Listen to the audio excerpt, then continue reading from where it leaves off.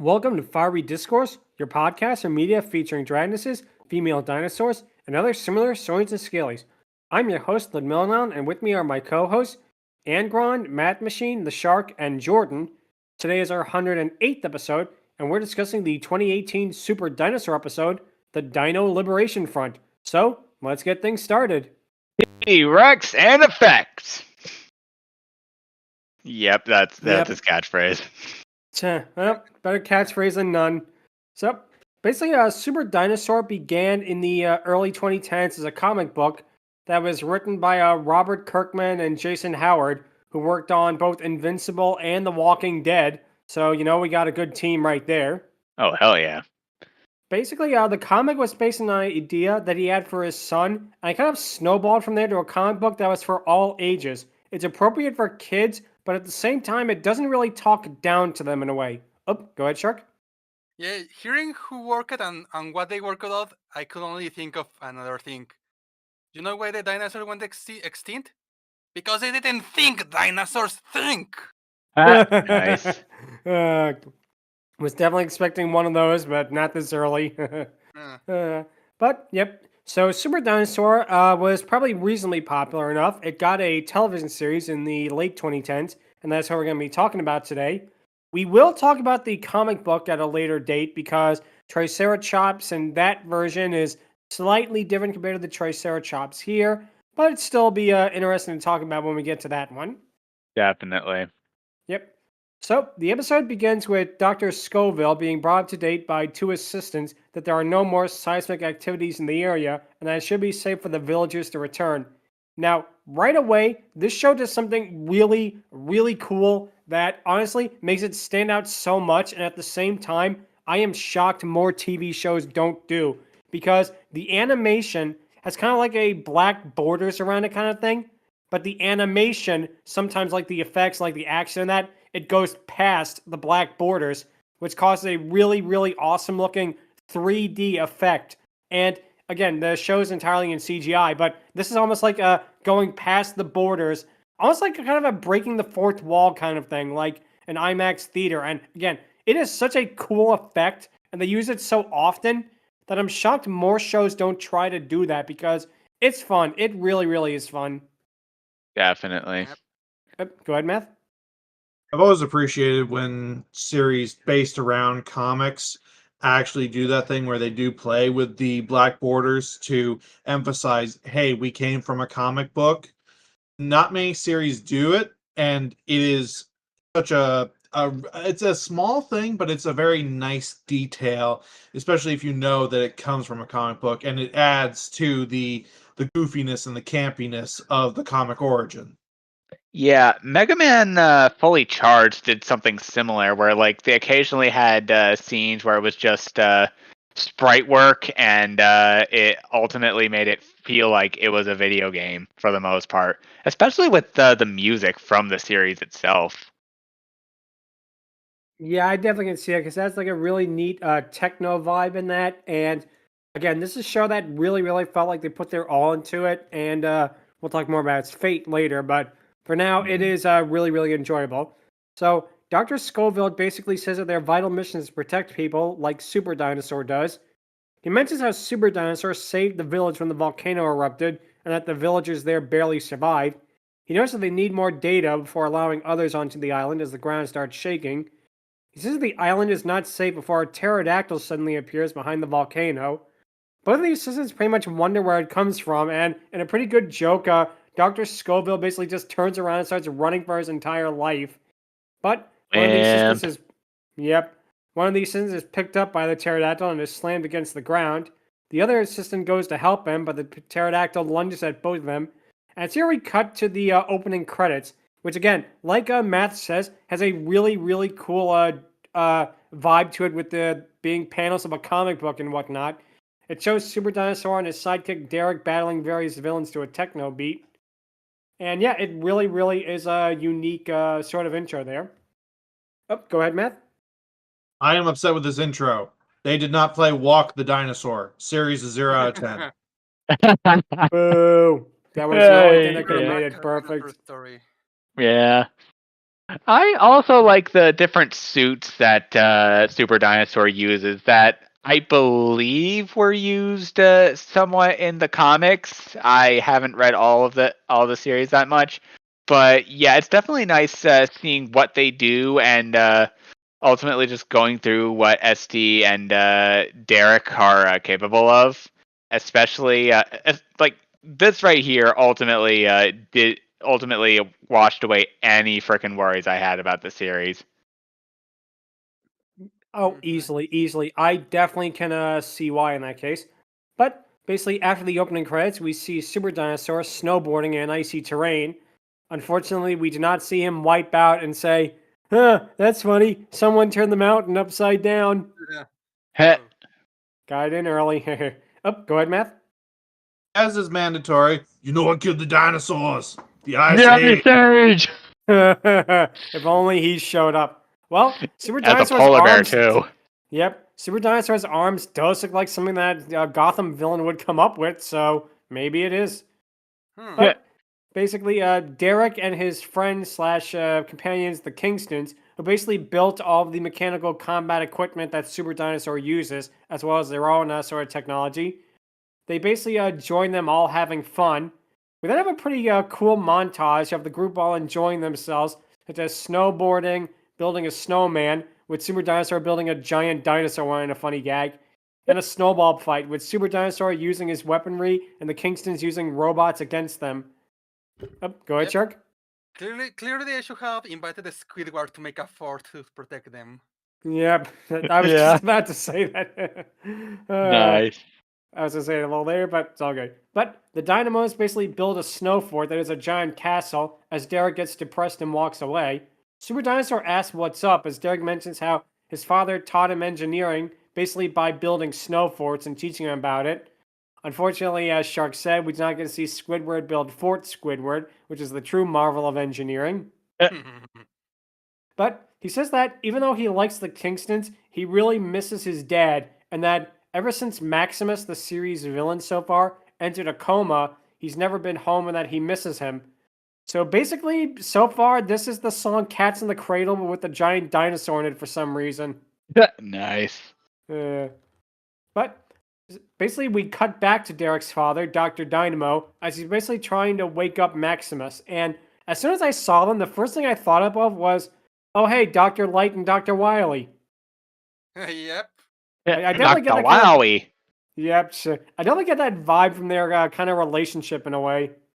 Yeah, it also kind of feels a little bit, hear me out, like Dr. Wily, Dr. Light, and Dr. Eggman, because, honestly, the Maximus here kind of reminded me a bit of Eggman, except without the insanity or the freaking mustache or the reliance on robots. It's dinosaurs that he relies on. Yeah.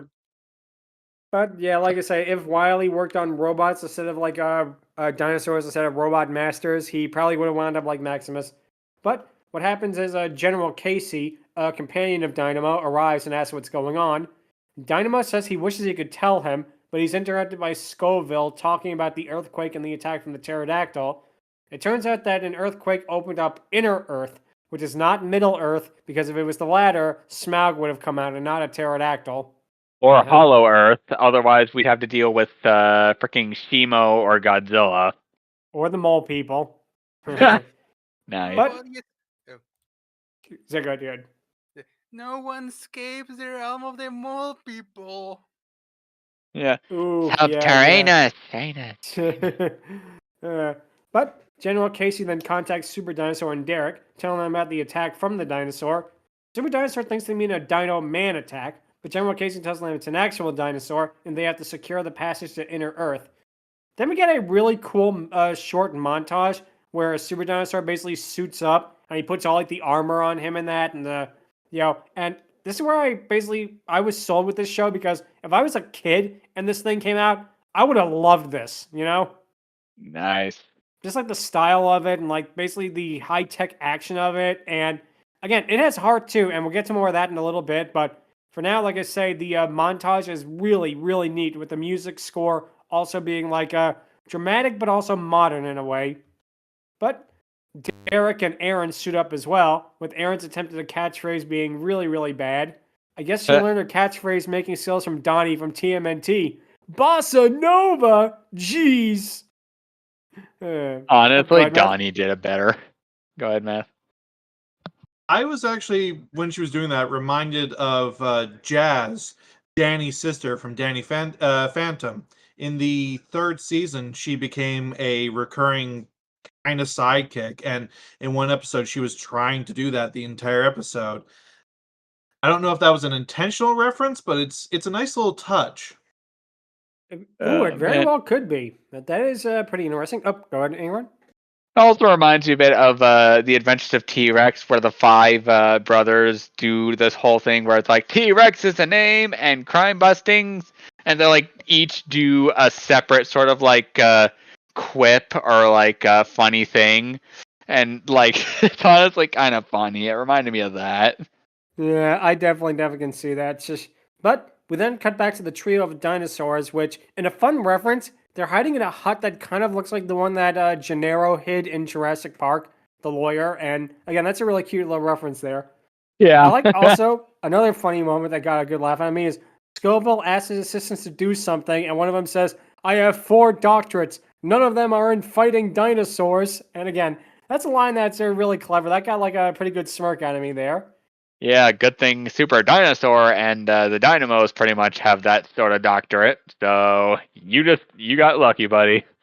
Yep, definitely. But the pterodactyl smashes to the room and again roars at the camera. And because of the whole border things, this feels like it's 3D, like the pterodactyl is actually roaring at you rather than just roaring in like the camera and that. And again, it's a fun thing with perspective. I like that. I like that they do that. Man, this would have definitely been better if they included like some sort of like 3D glasses sort of deal. Sorry, I'm kind of surprised they didn't, to be honest, because I guess Same. after the Yo Yogi debacle, they figured that 3D and cartoons would not have mixed. Oh, let's see. Go ahead, Math.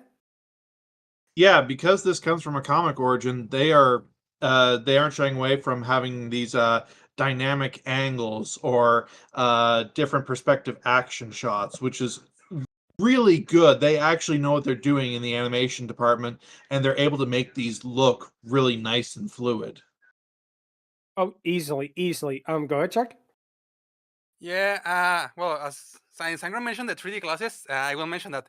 Yeah, when I was watching this first, I actually thought it was like some sort of 3D show or maybe DVD that it's made specifically for this. But yeah, the more you mention the comic thing, is like, oh wow, yeah, that's impressive. And yeah, honestly, I kind of wish they played more with that aspect. Like maybe have the screen split into panels and the characters popping up of each panel or something like that. But still, what they do now is really great.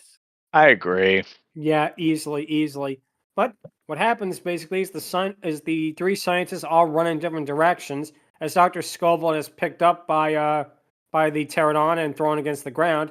But before it can attack, a portal opens up as Derek and Aaron come through, followed by Super Dinosaur. Derek tells Aaron to save the old guy, quote unquote, as Dr. Scoville protests against this. The pair fly in their what they kind of use to get around is like these hover scooters. They're also like the work robots that they have on the in their base and that, and it's a pretty cool design, Definitely futuristic while still being somewhat plausible. But while they fly in their hover robots to save him, Super Dinosaur shoots goo out of a can to trap the pterodactyl.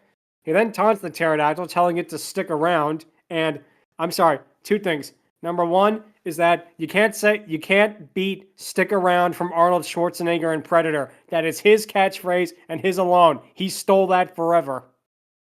There's a reason this guy was Mr. Freeze, after all. Yep. And number 2 is that Super Dinosaur's character, he reminds me a lot, and I mean a lot, of Mikey of the Ninja Turtles. Really similar. I got that Feel vibe. that. I wonder if that was intentional too, because he reminds me so much of Mikey. Like, I could very easily see like these lines written for him in a way. Oh, go ahead, Shark. Yeah, I think of that maybe because of all of the 4 turtles. I think Michelangelo might be like the most kid friendly or the one kids will like because of the funny personality, of the jokes, he likes to chill every now and then. So it's like, oh, okay, we're gonna make a show. It's gonna be for kids. Do something like Michelangelo for the character. Oh, easily. And of course, he's probably the most popular of the turtles. So I mean, that helps too. There's a reason this guy became a birthday mascot in the TMNT movie. That was a great movie. Wish you could cover that, but now well. Yeah. But basically, what happens though is that Dr. Scoville quips that getting eaten would have been less painful than that pun, or Super Dinosaur notes that no dinosaurs got hurt, so we're all cool. However, a voice off screen tells him, not everyone is safe, traitor. And it's here where we get to the reason why we're covering this episode, because we finally get to see Tricerachops. True to her name, she's an anthro Triceratops with a very muscular and somewhat thick design in a way. And she's voiced by Kathleen Barr, who also voiced Trixie in Friendship is Magic, and of course, Wheezy in Dragon Tales. So, different kind of a reptilian character here, that's for sure. Definitely. And I do like her design as a whole because it's very stylized, but it's stylized in a really, really neat way. And apparently, in the comic book, she is a lot more of like an anti-hero ally compared to the outright villain that she was in the animated series until this point, but we'll see more why she changes in a little bit. But what happens is Derek asks what she's doing there along with her cohorts, as Tricerachops says that wherever dinosaurs are held down by humanity, the Dino Liberation Front will be there to save them. Metrodon, who is one of the fellow cohorts, he mentions that excuse me for the pronunciation here, because it's going to be kind of a tongue twister for me. Pteropteryx invented a dino tracker so they know where the pterodactyl was. I do like the follow-up gag, how Dredosaurus basically says, come on, don't give up our secrets, like our secret hidden base on Easter Island. And that alone is funny, but I think what's even funnier is Triceratops just rolls her eyes and sighs at this. And like a really blink and you miss this reaction. But then, of course, it's not so much blink and you miss it when she beats him over the head with her laser axe. Yeah, that's definitely pretty funny. Yeah, a great moment. But she used it to free the pterodactyl, which then flies away. Oh, go ahead, Angron. Honestly, like the dynamic here of the Dino Liberation Front post Max Maximus is pretty funny. Like it's Triceratops trying to keep the team together and coordinated, and yet despite having grown up with them and fought alongside them, even she is not exactly immune to freaking occasionally being at the mercy of their occasional blunders. Oh, easily.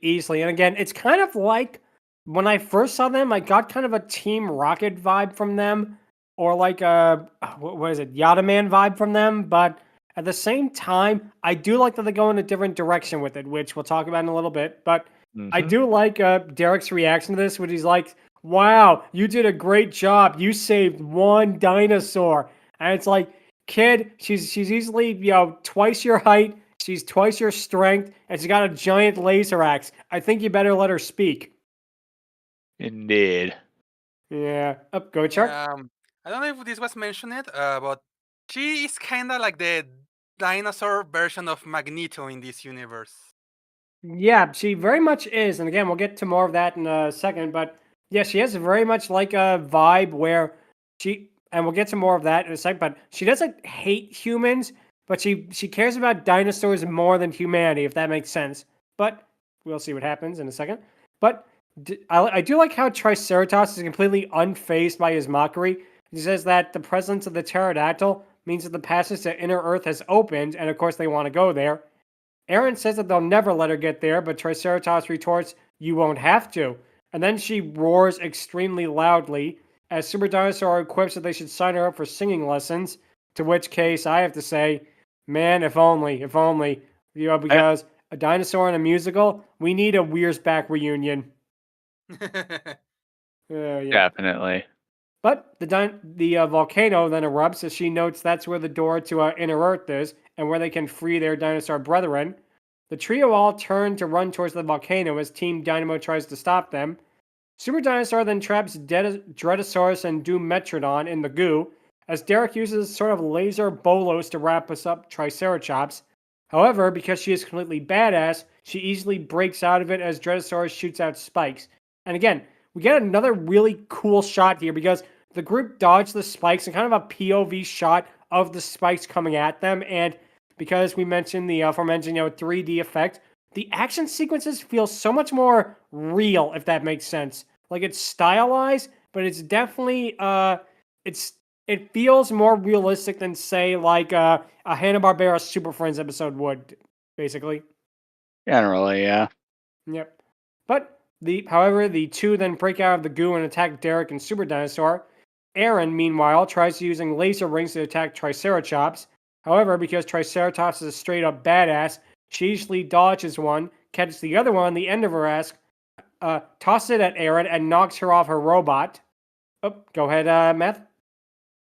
Yeah, because of the zoom ins and the camera angles and all that stuff, because this series is not afraid of embracing that comic origin like so many other series are, it is punching way above its weight class for the animation quality. The animation itself isn't bad, but this makes it really good. Definitely. Definitely. Like I say, it's a show that, again, I feel like this show might have gotten overlooked or something because I've never heard about it talked anywhere online. I've never heard it like have like a fandom or be talked online or reposted or anything like that. It feels like it went under the radar, and maybe I'm wrong about that, but it's such a shame because, again, they put a lot of effort into this, and you can easily tell. Definitely. But Aaron basically tries telling her robot to prepare a protocol, but before she can do anything, Triceratops jumps at her and attacks her with her axe. Dreadosaurus fights Derek, and again, the attacks go beyond the border of the show. Like when he punches him and Derek dodges, the punch goes into the border, and a really, really awesome moment in that. However, Derek flies away from Dreadosaurus and blasts his shield as Doom Metrodon comes in and basically starts beating him with his mace, which, one thing I forgot to mention, Doom Metrodon has a mace arm, so that's definitely a unique design right there. But he's basically beating up Eric and telling him to stop attacking his friend. And I give the show credit. I do like how the Dinosaur Liberation Front members all care for each other. That is such a nice touch. You could have like a Tricerachops be more aloof at them or like annoyed at their idiocy or basically trying to abandon them. But no, she and the other two, they will defend themselves more than getting a hit in on their rivals. And that is such a really, really good character touch right there. Yeah, they all like rather than just being generic freaking Saturday morning cartoon villains, they actually have like character, and it's done really well here. And granted, it's not exactly freaking something like Dragon Prince, where all the villains have such character. But I gotta admit, this right here definitely gives them more character while also keeping them more or less grounded. Oh, easily. Shark, you were saying? Yeah, it reminds me a lot of Bowser, because his minions don't follow him out of fear. They actually admire and are loyal to him. And yeah, that comes back. Bowser cares for his minions. You mess up with them, he's gonna burn you up. Oh hell yeah! As Dr. Same Eggman deal. learned. Yep. Yeah, same deal with freaking Tricerachops. Mess with her minions, you mess with her big time. Yep. But basically, what happens then is that Super Dinosaur says Derek is his friend, and he pulls on Dumetrodon's mace before punching him into the air. Tricerachops is still trying to fight with Aaron until Dumetrodon lands on top of her, causing the human to escape. Aaron asks Derek if he has a plan as the three circle around the Dinosaur Liberation Front members. Basically, the trio are all busy fighting Super Dinosaur at once at the time, but then they look to see more pterodactyls running after the scientists. Derek tells her to go save the scientists from the dinosaurs, while he and Super Dinosaur will deal with the Dino Liberation Front. Aaron then uses her robot to go over to them, and in a really funny moment, she does a longer version of her catchphrase before she says, "Huh, it is really hard, isn't it?" Which, again, kind of a cute gag there. I do like that they brought it back. It's not like a total running gag, but just to bring it up in that context, it is a pretty cute moment there. But she then claps her laser rings together, which drives all the pterodactyls away. And then, I know, kind of a weird moment, which again, I know why they did it, but it feels like the placement in this episode feels kind of weird. That we cut suddenly back to Maximus as Dr. Dynamo is still working on him, and that Bruce Kingston, who is the, of course, patriarch of the family, shows up and basically tells Dr. Dynamo to get back to his son as Derek is hurting so much. Dr. Dinosaur says that he still cannot, and says basically if he manages to bring back Maximus, his family can be whole again. But of course, Bruce doesn't know what he means, as Dr. Dynamo basically says he cannot explain. Bruce basically looks at him and says he's going back to the base as somebody has to be there for Derek, and we'll find out why at the end of this episode. And spoiler, it is a pretty good plot twist. I will not lie, it did surprise me because I never saw this show before. I never saw anything of it before this episode, and yeah, given credit where credit is due, it is really, really good. But for now, we get back to Derek fighting against Dumetrodon. He's basically flying rocket fists at the dinosaur before using his robot to roll on his face. However, Dumetrodon picks up Eric and holds him up as Dredosaurus tells him to crush him before his friend comes back. However, just then Aaron arrives and electrocutes Dumetrodon before Derek tells him, "I have more than one friend," and he then rolls on Dredosaurus' face as Aaron notes that Earth Core is sending an escape shuttle, with Earth Core basically being the rescue team of this universe, which, again, pretty good world building here, I'm not going to lie. Considering this is the guy who did Invincible and Walking Dead, should be like, no dud has good world building, but for a kid's property, it is really, really well written. I give him a lot of credit for that. Oh, go ahead, Shark. Yeah, and if they fail, they can always call the rescue crops. That is also true. Or They do Power like Rangers OT there SC. after all. That is also true. But meanwhile, Tricerachops is basically fighting Super Dinosaur while calling him a traitor and that he's on the wrong side. So far, Tricerachops has said the word traitor way more than that one stormtrooper from Star Wars Force Awakens. I was waiting when we're going to make that reference. Yep, had to decide about that. But he basically says that you're on the wrong side of my robot fist and tries to punch her. However, she then suplexes him to the ground as Super Dinosaur wonders when this became, and this is a direct quote, Dino Lucha. And then we get something that kind of surprised me. Maybe this was a regular thing on the show, but we suddenly get a Family Guy cutaway gag done in like kind of a chibi art style of Super Dinosaur and Tricerachops as wrestlers, with Super Dinosaur lunging at Tricerachops as he jumps on top of him. I have expected him to turn to the camera and say, "You think that was bad? Remember the time I was a wrestler?" Actually, yes, that is very much a common occurrence in a few episodes or so, because like that sort of chibi cutaway thing happens a lot, and it's like a sort of POV or like thought process of what just happened, and it's honestly kind of cute. Also, freaking. Also, I kind of want to see the concept Dino Lucha get explored a bit more. Like it's wrestlers, but they're all dinosaurs, and oh man, now I'm imagining Nickelodeon getting their hands on that sort of idea. I could definitely see that. Go ahead, Math. The animation style and the cutaway they do is very anime inspired, I believe, because a lot of modern anime do that, where they'll have like a minor joke or a little thought bubble thing where it is chipified versions of the characters, and that, especially with the 2D style that they used for this, made me think that that was an intentional thing. I can definitely see that. It definitely reminds me of, like, say, something like Doraemon would do. I can definitely see that. Yeah. But basically what happens is we then cut out of the fantasy because Tricerachops spins him and hurls him away into a tree. And again, like I say, he really does remind me of Mikey with like the constant quips in that. And thankfully he's not as annoying as some versions of Michelangelo, but he is still a pretty talkative character, let's put it that way. Oh, go ahead, Shark.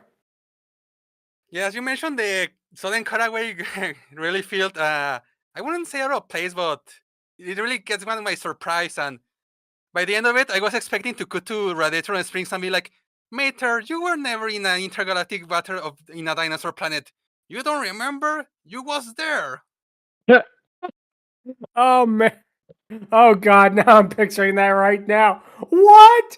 Don't you remember? Tricerachops attacked you with their big axe. Oh God, that would have been amazing. If only we had Yes. that crossover. But what happens is Tricerachops then run towards the volcano as Dimetrodon smashes his mace into the ground before he and Dredosaurus follow her. Derek says that they can't let the Dino Liberation Front get into the entryway as the trio run closer towards it. Super Dinosaur basically knocks out Dimetrodon and Dredosaurus in one fell swoop, as Triceratops says that she will free all dinosaurs, even though that fellow Minimus. Now, Minimus is, of course, as the name suggested, the son of Maximus, and he'll show up in a little bit, so we'll talk more about him then. But I do like that as she's running through the jungle, they're basically just chopping down trees with her axe, and they all fall towards the audience in a way, basically with the 3D effect. And again, it is really neat. Like, I am shocked no one has done like a compilation movie and put this in IMAX, because I can imagine it would look phenomenal. I mean, maybe Yeah. not in terms of quality, but in terms of like the effect would be really, really neat. Yeah, I want to see this, honestly. Like, Super Dinosaur in 3D, that would be awesome. Easily. But Derek mentions that they can agree that Minimus is the worst, as he basically speeds around a tree with his robot, and he blasts at her before they fall down a cliff.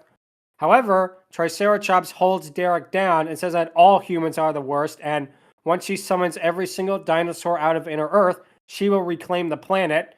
Derek notes that she doesn't care who she hurts and that humans are living beings too. And again, this is the moment that I think really solidified for me anyway how good of a character Triceratops is. And again, Shark's comparison to Magneto is really, really apparent here, because I like how they give her conflict. She says that she doesn't want to hurt humans or take any pleasure in it at all, but she feels like she has to for her own species and her family, which, again, really, really captivating stuff for like a children's show in that. It really does feel kind of like a Magneto sort of thing. And I give them all the credit in the world. They could have just made her like a generic doomsday villain thing in that, but no, more power to them, big thumbs up. Definitely. Like, yeah, this is definitely a character that more than earned the title of anti-hero in the comics. Yeah. And like I say, apparently earlier on she was a straight up villain who worked with Maximus and then of course later Minimus. But apparently by this time she had quit them and she went about her own way, setting up the of course Dino Liberation Front. And again, it's something that I do like. I like that they give her such a elaborate backstory for, again, a character who very much easily could have been like a Skeletor side villain, Yep. But basically, she prepares to throw her axe down at Derek before Super Dinosaur notes that the pterodactyls are all flying in a formation. Triceratops basically looks up and tells them all to come help her, but then they knock her down, then pick up the other members of the Dino Liberation Front. Triceratops basically wonders what they are doing as Minimus shows up in like a spaceship, claiming that the pterodactyls are under his control. And of course, here we get to Minimus, who I don't know about his design. I want to be honest with you. He reminds me a lot of the future kid from Meet the Robinsons if he was evil. That's the vibe I got from him. Yeah, I feel that. He very much. I don't know why. Like, Maximus is good. Dr. Dynamo is good. All the character designs are good, except Minimus. There's something about him. Maybe he looks too modern. Maybe he doesn't look menacing enough. Maybe that's the point, considering as he's supposed to be a kid in that. But I don't know. I feel like there's ways you could have done that, but maybe it's just me. Yeah, I feel that. But basically, he says that the pterodactyls are all under his control. Oh, go ahead, Math. Yeah, I think that this is one of the limitations of the art style, because they're using the typical art style that's used for very young kids CG shows. I didn't particularly like the humans' designs all that much, but you can tell that Minimus's design was a bit lesser even beyond that, and I think that is the unfortunate problem with using, and we all know this art style. This was it's an improved version of it, but it's still the art style that was used in like the Star Wars kids show that we talked about. You've seen one kids show, you've seen them all, that kind of thing. Yeah. Thankfully, it's not as creepy as like the porcelain doll designs of Sophia the First, but yeah, I can definitely see where you're coming from with it being like a Star Wars and probably like something else we're gonna watch in a little while, but we'll see that when it comes. But for now, go ahead and run. Yeah, I agree. The human designs here didn't bother me that much, but compare that to the comics, and the difference is definitely night and day. Which, yeah, on the one hand, it would definitely feel a bit too much like Invincible, but on the other hand, yeah, it definitely is unique, and what they were going for, it definitely works, especially with the dino designs. So yeah, I'm gonna agree that the human design definitely could have been improved a bit better, but they're not completely bad. And what you were saying, Math? Oh, don't even compare it to the comic. Compare it to the other characters in the show. The dinosaurs all look interesting. They all look creative. They use the animation style to its fullest in designing these characters and having them move and the action scenes with them. And then you have the humans who just look like they should be in a different show. I feel Yeah, that for the most I can part. kind of see where you're coming from. Oh, but before we continue, go ahead, Shark. Yeah, it was clear who the animators had their priorities on here. Yeah. Yep. I mean, it's easy to see why, because let's face it, it's called Super Dinosaur, not Super a bunch of humans. Yeah. Yeah. This ain't Uh, Invincible 2. It's a super dinosaur. You came here for That's one true. thing and one thing only. Of course, of course. But what happens is Aaron notes that he's controlling the pterodactyls with some kind of a sonar device. Tricerachops notes that both their enemies are there and that they will, quote, strike a blow for dino kind upon this day. Minimus gloats about taking over Inner Earth and will enslave all the dinosaurs there for when his father wakes up. He tells basically both the pterodactyls and the dino men he has working for him to attack both Team Dynamo and the Dino Liberation Front. I do like how one of the dino men is apologizing to Tricerachops as he attacks her. And again, it really shows the camaraderie they have for each other, and yet they still feel like they're supposed to work for Minimus in this case. And I do like, of course, one. She asks basically, if we are brother and sister, why are you attacking me? We are part of the same kind. The one Dino man basically says the master told me to. And apparently, the Dino men operate under the same logic that Plankton told to Patrick Star before doing the pole vault. You know, attack the Dino Liberation Front because I told you to! Because you told me to! Yeah. Classic. It also kind of reminds me of two things. The first is the say-sos and the wisdoms from Land Before Time. And the second is is this some kind of sick joke to you? In a cosmic sort of way, yes. Nice. Go ahead, Matt. I like the answer that the dinosaur thug gave. Why are you following this guy's orders? Well, he's the master. Infallible logic, can't argue with it. Yeah, There is I mean, logic in what he says. nice. But what happens basically is that he knocks her down again. However, Aaron, meanwhile, manages to save Dumetrodon. And this is another joke that actually got a pretty good laugh out of me because he stares and he says, "Thank you, vile human," before immediately attacking her again.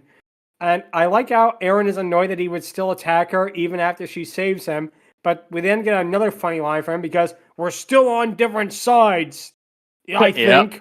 It's just the pause before he says that is so funny, you know? This show really had great writing. I give him all the credit for that. But go ahead, Angron. Mongo is pawn in game of life. Nice. But I feel that vibe. yeah, I definitely can see that. But Super Dinosaur and Tricerachops prepare to fight before the pterodactyls all attack them. Tricerachops notices the frequency is too high for the pterodactyls as Super Dinosaur runs in and saves one from getting hurt.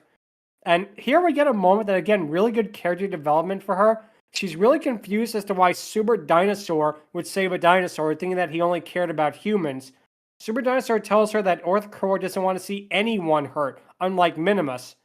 Minimus, of course, is frustrated at this. He orders the pterodactyls to attack as he uses even more sonar, which causes them all to feel pain and basically screech in that. I do like, of course, how Tricerachops is completely conflicted by this before she orders the other Dino Liberation Front members to stop fighting Team Dynamo and go after Minimus for now. And again, in another really good joke, which there seems to be a lot of compiled in this section right now, Metrodon is basically holding up Aaron before promptly literally tossing her aside and attacking one of Minimus's Dino men. That is a really good, like, blink and you miss it kind of joke. Yeah. Yeah, it's really, really well done. But Team Dynamo decided to go after Minimus himself while his troops are distracted by the Dino Liberation Front as Derek goes over to him. Minimus blasts him with sonar, which also causes a pterodactyl to attack. Derek tries to use his shield to try and hold it off as Minimus laughs, but Aaron hits him and knocks the sonar device to the side. Minimus tries to make a run for it, but Super Dinosaur uses his goo cannon to trap both Minimus and the device. And again, kind of a cool callback there that it's at the moment where you kind of forget, oh yeah, he still has the goo cannon, doesn't he? You know? Because he's been so busy with like the fighting with, the Dino Liberation Front and that, you completely forget that he had it. So again, really nice little callback there. Oh, go ahead, Shark. Yeah, the good old Chekhov's gun. Yeah, I was gonna say that it's definitely Chekhov's goo gun. Unfortunately, sadly, it is not Gooigi. Nice. If only it was. If only EGAD was here instead of Dr. Dynamo. But what happens next basically is that without the sound waves, the pterodactyls are basically free from his control. And I do like when they're free from their control, the first thing they do is they immediately start attacking each other. Like that's literally the first thing they start to do is attack and snap at each other, which again, got a good chuckle out of me. It is realistic. Give him credit. Go ahead, Angron. Oh, hey, I'm finally free. Hi, there's a guy from my wife. Nice. But she basically tells them to stop this and roars loudly, putting them all in formation again. She notes that her war cry basically can work like Minimus's sonar device, as Derek tells her to guide them all back to Inner Earth, or Minimus will keep coming back for them again and again. She scoffs at this, basically saying that Derek wants her to do this to stop her plan once and for all. However, Super Dinosaur retorts that if she really does care about family, she has to keep them safe. To which I have to note only one thing. When did this become a Fast and Furious movie? I am the patriarch of this noble family. Gonna talk about family. Give me a Corona beer. Gonna drive my car into space. Isn't that all the movies? More or less. Yeah. But anyway, go ahead, Matt. I was waiting for the Olive Garden commercial to hit. Yep, because when you're here, God. you're family. Oh, God. Cue the montage of Peter, Quagmire, and Joe eating at the restaurant and getting sick of it. It is funny how the dub over here did it, but that'll be a story for another time. Getting back to this. Yep. Tricerachops knows that they are right, but she can't do it alone. Aaron tells her to talk to the other Dino Men and convince them to help. And she basically walks over and basically tells them that Minimus has no respect for dinosaur kind. He mistreats all the innocent creatures and only wants to enslave them, telling them basically to help them liberate the innocent dinosaurs. One of the Dino Men basically says that Maximus created us and we serve him only. However, the other one notes that Triceratops is their sister and that Minimus has been nothing but cruel to them. Triceratops basically gives them an ultimatum where she says that they can either help her or fight her, and they hope that they make the right choice as she walks off. She, Metrodon, and Dredosaurus basically all do their war cry to bring the dinosaurs back into the volcano. After a brief pause, the other two Dino Men join her, and it's here we get another kind of a weird joke here because Aaron knows that they should help too, as Derek basically points out that human voices can't help. Aaron proceeds to let out a really, really loud screech as Derek basically says, alright, maybe yours can, which, number one, it's a pretty cute joke, and number two, I don't know, it feels a little out of place here, like it could have been a little earlier or something, but, oh well. Oh, go ahead, Angron. Honestly, it's that level of shock humor that's honestly kind of funny. Like, you don't entirely expect it, but it happens and it feels like expected. Not gonna lie. Yeah, definitely. But Minimus manages finally to break out of the goo and vows revenge, claiming that, and this is verbatim, my father will hear about this. To which I have to say, who are you, Draco Malfoy? Your dad's in the fucking hospital. Yeah, it's like he's not hearing much of anything right now. Sorry, kid. But Dumetrodon notes that the pterodactyls aren't going into the entry passage, with Tricerachops basically saying that they must guide them in themselves. Super Dinosaur tells her to seal up the passage so that Minimus can never use them ever again. But she then basically points out if she does this, the Dino Liberation Front can literally never reach the surface world ever again. One of the other Dino men basically tell her that it is time for them to go home as well. And this basically is the same thing as the Fairy Dragons episode from Dungeons and Dragons now. It's like, when did it become that? Minus the whole mirror that takes the Dragon Queen to the freaking human realm. Yeah, and all the Fairy Dragons went to the human realm, don't forget. Yeah. Also, funny thing, like they say that they can't get back up once they go in, but there's literally like one other freaking thing that can allow them to get back, and it's literally through the Dynamo Dome. Then again, they didn't know where it was, so I don't blame them. Yeah, we'll talk more about that at the end of the episode. But basically, she looks at the horizon and says if that inner Earth is their destiny. She tells Team Dynamo that they will meet again, then tells them to get their soft skins to safety while she basically plants her axe in the ground. Super Dinosaur, in another cute joke, Super Dinosaur points out that he has scales, but he considers himself a soft skin as well as they all run. The pterodactyls all go inside the entryway, as Tricerachops nods at them before she walks into the passage, leaving her axe outside. However, it turns out that the axe, I guess, is made up of the same thing as the Predator's bracelet, as it suddenly completely explodes. I have to expect to hear, the mocking laugh of the one soldier before it explodes. I got that one scene from Power Rangers in my head when I heard you say that. Oh! What I meant was like in Predator, where the Predator blows himself up, but kind of like that. Yeah. But basically, what happens, of course, is that the axe explodes, which blocks the passage. Super Dinosaur then notices she did anything for her family, even trap herself and her relatives all inside Inner Earth. In a really nice touch, that again, I'm glad they didn't forget about this. Derek notes this sadly, as it's clear that what's happening with his father is still really bothering him. And again, I like that they did that. I like that they didn't just drop that for like the beginning and the end of the episode. They kept that plot line running, not through the whole thing, but the fact they didn't drop it is a really good touch. Yeah. However, Minimus arrives and basically shouts about his inner Earth passage being destroyed. Derek says that they'll put him in an Earth core cell, but Minimus says that they'll never take him. He blasts them all with his sonar, which causes them all, of course, to fall to the ground holding their ears. While they do this, he gets in his ship and he basically flies away. And yeah, that is basically the last of Minimus in this episode, as Super Dinosaur says, yeah, you better run, as the trio open up a portal to finally get home. Oh, go ahead, Angron.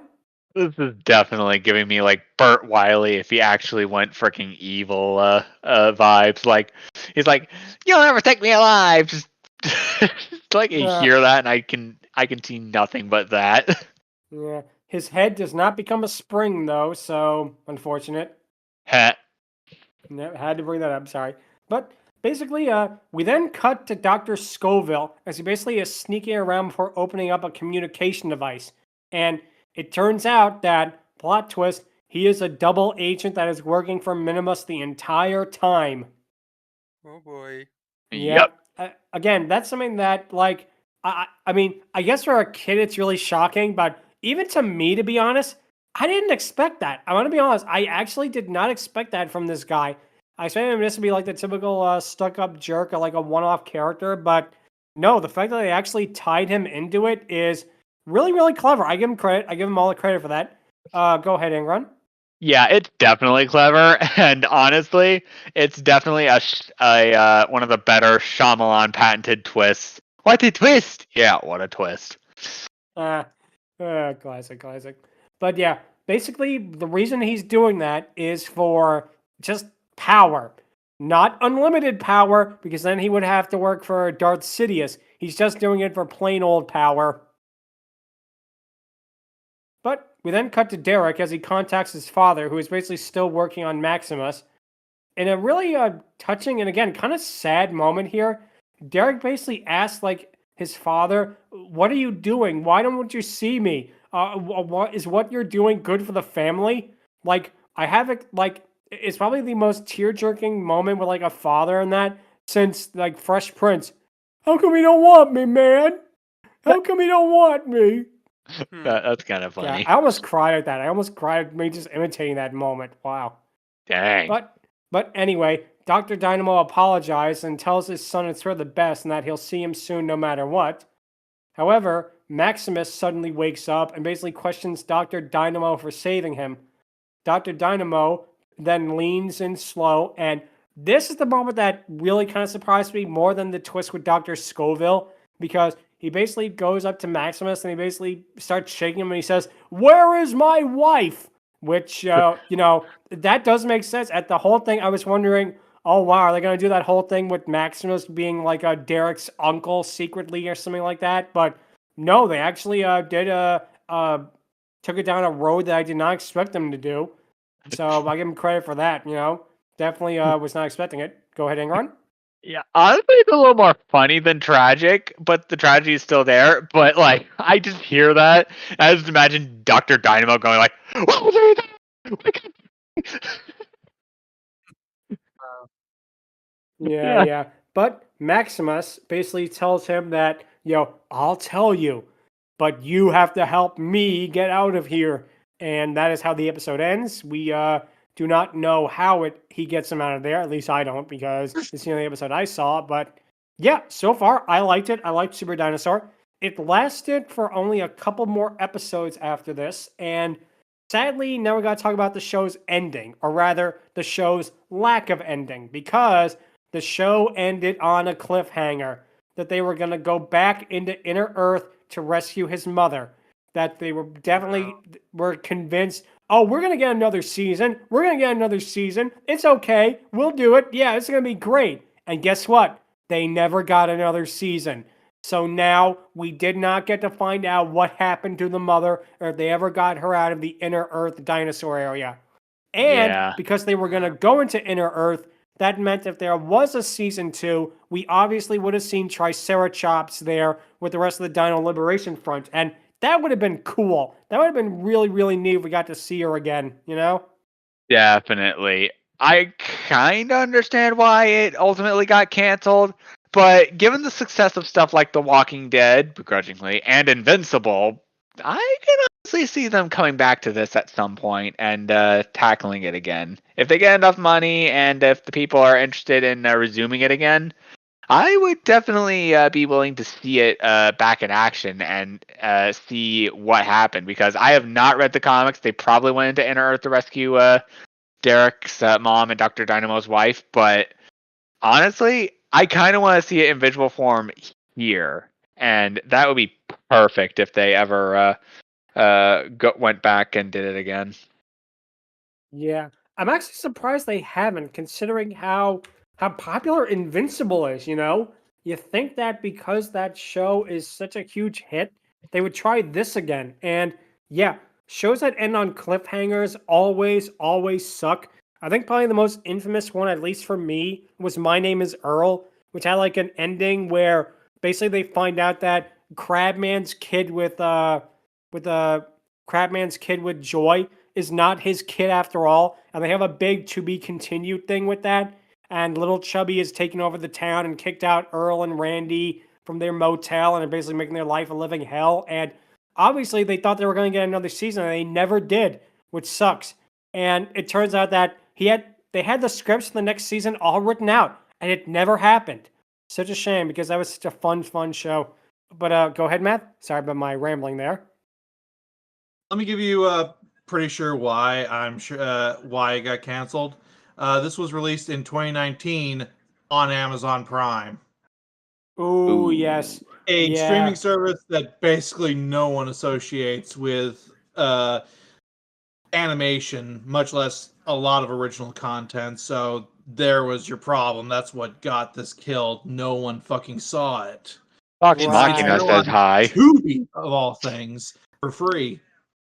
Yeah, I definitely would see that. And again, it's a shame because I feel like if this is on something like, say, Netflix, it would have gotten another season. I easily could have seen it get something like that because, again, Invincible proved out to be popular, and yeah, okay, Walking Dead completely collapsed in on itself, but for a while it was a huge, huge show. And I don't know, it's a shame. It really is a shame. And I hope they get to do another version.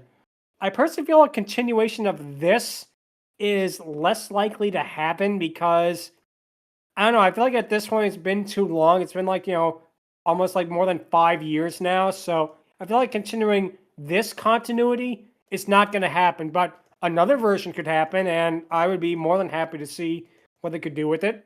Go ahead, Angron.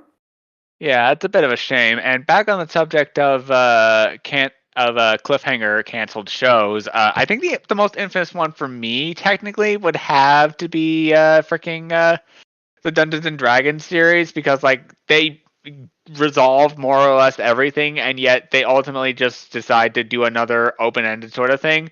But I think the biggest one, in my opinion, would have to be Duckman. Like, they were building up a huge finale, and then it just never happened. Shame. Always a shame when that happens. But that leads into our question of the episode, which is, what is your favorite non-DC or Marvel comic book? I'm going to go first, and I have maybe about two options that are pretty good. One is superhero, one is not. The superhero one I'm going to go with is one that, to be honest, I think I only like the first half of it. The second half gets so stupid that it just kind of turns me off from it. But like the first maybe 10, 11 issues are really, really good, and I'm actually shocked how much I liked it, is a comic series called Irredeemable. It's basically, what if Superman snapped and went totally insane? And this is before Injustice did it, so we can't say like, oh, you're just ripping off the DC version. And it is really, really good because how insecure like the Plutonian, their version of Superman is, how he just goes totally off the rails. He like kills hundreds of millions of people, and how the superhero team basically that have to try and stop him in that, they all have their own demons in that. And again, it is so well written, like the first half of it. The second half gets really stupid, and I feel like they just ran out of ideas and they pretty much just pumped out like more and more issues of it just because it's sold. But that's going to be my first choice. My second choice is something that's a lot more child friendly, and that's going to be the Simpsons comics because, man, these were fun. Like, these comic books were like absolutely hilarious. Like, they really felt like they were more episodes of the show. And at times, they had better writing than the show. I'm actually going to come out and say it. It had better writing than the show did. Like, they actually did Treehouse of Horror comics, I think, every October. And some of them got really, really violent. There was one called, I think, Vault of Fear or something like that, where Bart gets obsessed with an old EC comic book in that.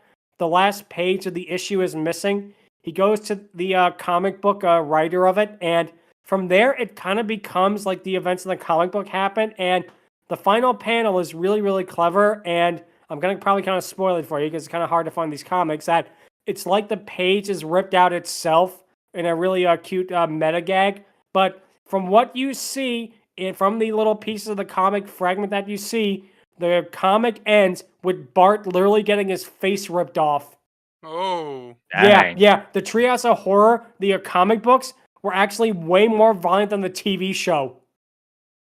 Yeah. And- Also, I think one of my favorites has to be the one where Bart ends up in a sort of anime land. Him as freaking an Ash clone, Homer and Maggie That as was Hammer. a funny one. I Yes. remember that one. Also, what was the first one you said? It's called Irredeemable. Ah, It was I see. it's basically like, what if Superman turned evil and basically went insane because he couldn't handle people rejecting him, basically, that people were still saying bad things about him. And what happens is something very, very bad happens that it turns out was his fault. And he basically can't blame himself for it, and he goes insane. And it is really, really a good comic. But the first half anyway. The second half gets really stupid. Shark, you were gonna say? Wait, oh yeah, it was about the Superman. Like, I assumed it was like more probably the first time Superman went evil, because that's something extremely common now. And that, oh, what if there was an evil Superman? And Yeah, I assumed they that even comic was one of the first that really caught people by surprise. yeah they even had that they even had the stupid movie Brightburn that basically was it. Yeah, I actually kind of want to check out that movie at some point. It's it's They like never a showed 5 out one. of 10. Hmm. Sorry, Shark, you were saying? Oh, But yeah, those are gonna be my choices. Are gonna be the first half of Irredeemable and the Bongo Simpsons comics, which still hold up, still really funny. The Treehouse of Horror ones are great, and I also remember they did another one that parodied all the European comics like Tintin and that, and that was really funny. Like, Bart was Tintin, Homer was Captain Haddock. I think Thompson and Thompson were, was it like Skinners and Chalmers, I think, but it really was funny. I remember that issue too. But this is gonna be my choices: Irredeemable and the Simpsons Bongo comics. So, Angron, what would your favorite non DC and Marvel comics would be? Yeah, I could turn to something like the My Little Pony IDW comics, or even the Those TMNT were Power great. Rangers IDW comics as well. That was also good. Yeah, my gaming loving heart will absolutely go with the Mega Man Archie comics. Like, speaking of series that ended on a freaking cliffhanger, good lordy, this series deserves more love, like more series even, because like it is honestly an interesting retelling of the Mega Man games, adding more story, more character, more just overall love for like everything Capcom. Like, this is the same comic that's in the same universe as something like Archie, Sonic, and Spawn, if you can believe it. And like, not that many people talk about it. Like, yeah, it's more or less basic in spite of it being Mega Man, but with more story and characters. But it's a very fun story and characters. Like, I especially enjoyed that they did a crossover with Archie Sonic, and they did a lot of stuff that ultimately you would ultimately expect. Like, Mega Man making a commentary about Metal Blade being overpowered, which if you played Mega Man 2, you'll definitely know that reference. Yeah, There nice. there's Sonic and Mega Man having a little banter between each other about killing snake enemies. Sonic defeating the Egg Viper, being better than Mega Man's Snake Man and the giant Snakies. And then we got freaking one of the better gags with freaking Sonic getting the naming convention down of the roboticized master. He's like, I got it down. It's like Shadow Man, and it's like Shadow as a roboticized master next to Shadow Man, which That's both of them being, good. yeah, that's a really Really, good one. But I yeah. think one of the better moments was when like the Sonic team and the Mega Man team went up against every single robot master Wily ever sicked on Mega Man, save for the Mega Man killers, which he had them inside the aptly named Wily Egg, because Wily and Eggman were working together at that time, and that didn't end well. But yeah, I'm definitely gonna go with Archie Mega Man. That's gonna be my choice. Yeah, I can easily see why, because again, that is such a good choice right there. And again, one thing I do remember from it, very vaguely, I read it like years ago online, but I remember the Robotnik and Wily interactions being really good. You know? Definitely. Yeah, but no, that is a great choice right there. I am definitely going to excellent, choice right there. So let's see, Yeah. Math, what would yours be? So I'm trying to keep in with the spirit of the question and go with comic books. Because if it was just all comics in general, Old Man Math would be going with the Peanuts strips. Nice. Nice. That's nice. So with that in mind, I'm going with an oldie but a goodie still. Spawn. Oh, Nice. yes.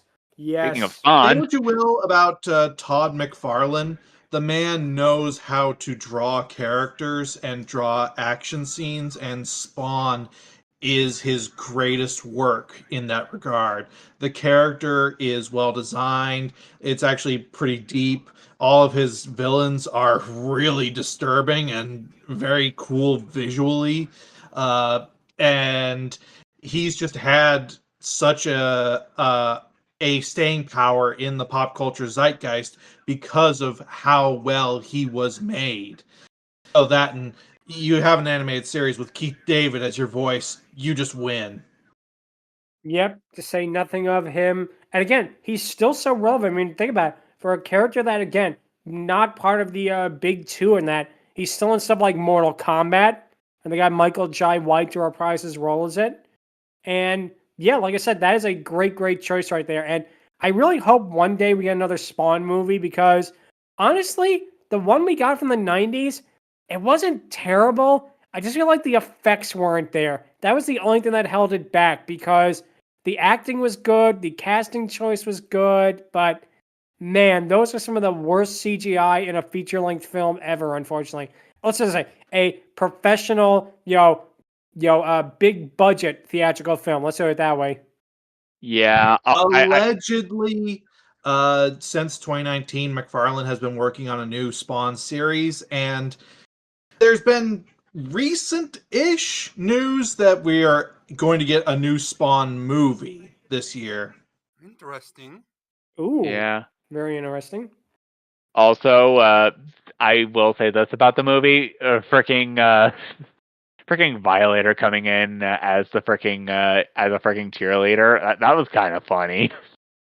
And lest we forget that the Violator was none other than John Leguizamo, Sid the Yep. Sloth himself. Wow. Yep, that definitely was him. But no, that is a great, great choice right there. I mean, because again, it's definitely one of the big, big names you think of. Let's see, Shark, what would your choice be?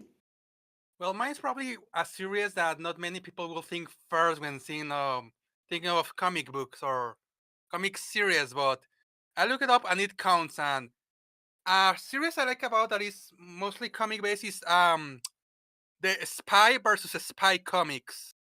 Nice. Ooh, nice, nice. Yeah, I guess even if you're not really familiar with the characters, you probably heard this concept at some point. It's a white spy and a black spy basically trying to kill each other or at the very least steer their plans, and the way they do it is really funny and creative in a lot of times. Like, oh, you think one of them won, but it turns out the other was in a double, so they're going to get but it turns the other was expecting that, so they set up a trap. And yeah, and the expressions are great. I love the simplistic black and white style that it only has those two colors and that's it. And of course, the design of the spice is really interesting. I do have a book that compiles all the original comics. Yeah, honestly, I like the versions that Mad did on TV. I haven't really seen too much of the '90s, but I absolutely enjoyed the early 2000s Mad Spy versus Spy stuff. Those were pretty brutal, and yeah, I loved them. Nice, nice. Matt, you were saying? Yeah, because these are from Mad. Here's a sad fact. I think more people might remember them for the early 2000s Mountain Dew commercials they were in. Oh, Wait, I they did made not see Mountain Dew those. commercials with them? Yeah, it was yes, they it was did. live action Spy versus Spy comics, but with Mountain Dew. Ooh, okay, that is Okay, definitely a choice, huh? So Not was it the like worst people in choice. costumes, or like were they stop motion? It was people in costumes, and it was the antics that you would expect from Spy versus Spy. There were like 10 of them done, and they were apparently popular back in the day. Huh. I'll certainly bet. Yeah, but no, that is a great one because again, what the thing with Spy versus Spy is the slapstick is so well done and it's so creative. Basically, how they end up, always basically killing one the other in some way. You know, Yeah. it's definitely like it's not even like you could read some political satire into it, but at the same time, it's just so like it's so effortlessly funny. I think that's the point of it, is that it's universal. It's Yeah. one of those things that basically almost like Chaplin-esque in a way, in the fact that, it's just simple, like silent slapstick. It is Yeah, really, that's really like well done. the best part. There's no dialogue, Josh. Everything is by action and reaction. Yeah, exactly, exactly. But no, that is a great, great choice right there. And even though we haven't heard from her this episode, Jordan basically has told us her favorite non-DC Marvel comic book, and the answer is kind of a letdown because she says she cannot pick which one. But Huh. that's okay, because it is a tough question because there are so many good non-DC and Marvel comic books out there that again, you got a lot of options to choose from. One that would have been one of my honorable mentions, and I only found this out from online, but my honorable mention would have been the SpongeBob comics, which were also made by Bongo, who did the Simpsons comics. Yeah, I also have an honorable mention. I was going to pick the Bone comics as one of my options. Nice. That's a good choice right there. Yep. Mm. But now it is time for the patent pending Dragoness Scale, where we rank, of course, the Dragoness, or in this case, female dinosaur, Tricerachops. Now, she has such a great design, a great character. I love they made her conflicted. The voice and everything is good. I honestly, maybe I'm being a little too generous at this point, but I am going to give her a perfect score. I can literally see nothing wrong with her. The voice is good. I like the personality. I like the fact that they actually made her like a vibrant figure, and they actually made her basically realize that sacrificing, her freedom for her fellow dinosaurs, are more important than vengeance. And again, it's just such a good, well-rounded character for like a 22-minute episode of a kids show. This is better writing than most feature-length comic book movies these days. Definitely. And of course, Mhm. Kathleen Barr, her voice work here, that's one thing I probably kind of forgot to talk about in the actual episode, but her voice work here is so good. You honestly would never be able to tell it's her. Definitely. I She does recognize her voice, but I bet a lot of people who aren't as familiar with her would not recognize it if they listened to something else like Dragon Tales. Exactly. And or like Trixie from My Little Pony Princess Magic. But yeah, Mm. no, there's literally nothing wrong with her. There is nothing that can be added or subtracted to that. And yeah, perfect score for me. So Angron, what would you give her? I am going to give her as well a perfect score. The only reasonable things I can see holding her back from that would be the story a tiny bit, the fact that sometimes it can drag on a little too long. But otherwise, yeah, perfect score. She's kick-ass, she's strong, she's conflicted, and yet she's not exactly dim-witted for it. She's the brains of the group in lieu of Max Maximus or Minimus, aka the Burt Wiley of the series. But yeah, I'm gonna agree with everything you said. I'm gonna give her a 10 out of 10. Nice. We'll have to see if we end up getting another thing. Let's see. Math, what would you give her? I think this is one of those cases where if you've never seen the series, you probably picked the perfect episode for us to talk about this character in particular. Uh, really like her design. I like her mask is a Triceratops head fin as well, and even a small little detail like the fact that she's wielding a great axe. You hold that upside down, it looks like the Triceratops head fin as well. That's one of those Ooh, creative neat. ideas that's like you thought this through with every aspect of this character, didn't you? They Uh, absolutely did. really You great wanted armor. Tricerachops? You're getting Tricerachops. Ah, nice. But anyway, continue, Math. Sorry about that. Really great armor. I like how they actually did keep all the dinosaur characters with that extra level of They aren't human proportion. They're actually thicker, like you would expect from a dinosaur character made human. I did recognize the voice when she was doing that because I'm old school animation.